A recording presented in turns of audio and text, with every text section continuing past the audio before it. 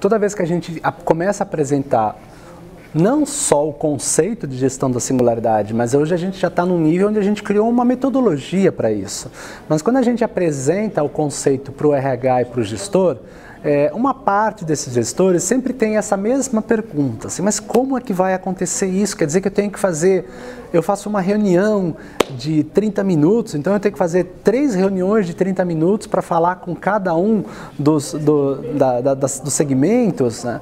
Então, quer dizer, é uma questão de como eles ainda não participaram da experiência, eles usam o seu próprio conceito antigo para fazer as reflexões, né? Então, a experiência diz: não, você não vai fazer 3 reuniões de 30, e você vai fazer a mesma reunião de 30 minutos, muito mais elaborada, porque, honestamente, os 30 minutos que você usa a reunião, 25 são informações irrelevantes. Então, o que acontece? Você vai se preparar 5 minutos antes, fazendo a análise de não performance, para dizer: meus amigos A, temos que fazer isso, isso, isso. Meus amigos B, temos que fazer isso, isso, isso. Meus amigos C, temos que fazer isso, isso.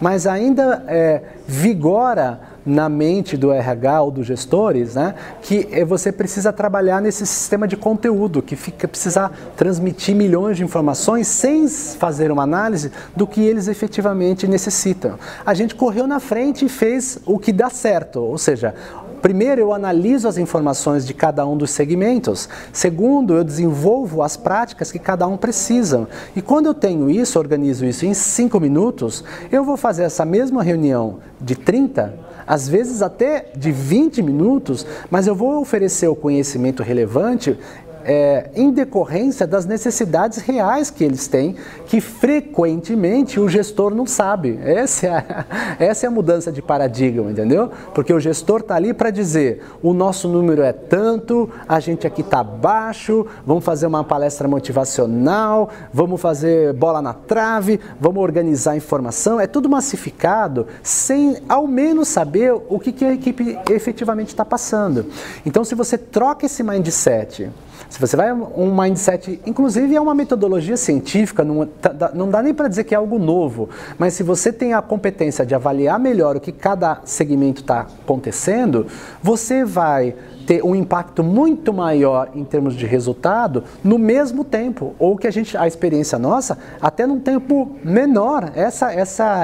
E é isso que é difícil ele compreender, porque o modelo dele acha que isso gera mais esforço. E o que a gente está mostrando na prática é que você tem uma capacidade analítica melhor, né, e uma capacidade de execução maior. Seria a diferença que entre o americano e o brasileiro tem quando a gente fala de senso de urgência. Então, o que é senso de urgência para o americano? Estou generalizando aqui, mas o senso de urgência é o seguinte: analisa muito bem o que você está fazendo, decide claramente o que você vai trabalhar e executa com alta performance.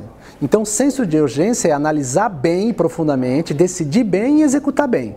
O que é senso de urgência para o brasileiro? Senso de urgência para o brasileiro é pressa. Tudo é apressado.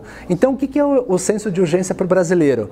Analisa rapidamente o que está acontecendo, toma uma decisão baseada em memória e lembrança, o que a gente tem aqui, né? E aí executa muito, se esforça muito e o resultado é pouco.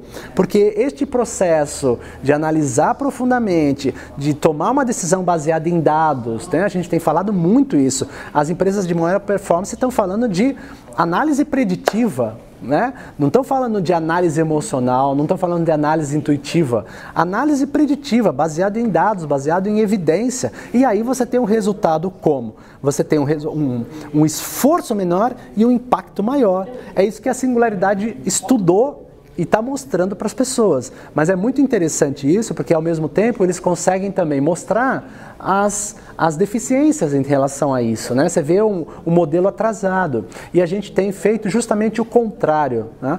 Em vez de ficar mostrando o conceito, a gente está levando os gestores e o RH para a prática do trabalho. E aí quando ele percebe que na prática ele consegue maior resultado com mínimo esforço, ele impacta a receita, ele mexe no engajamento, o conhecimento começa a ser consolidado, aí ele muda rapidinho, né? E a gente gosta de falar muito bem isso. Isso não é um conceito, a gente não inventou nada. A gente foi estudar as empresas de alta performance e percebemos que em alta performance gestores trabalhavam de forma singular. Então a gente só está pegando aquilo que é de excelência para 12% e está expandindo para que todo mundo possa ter essa excelência.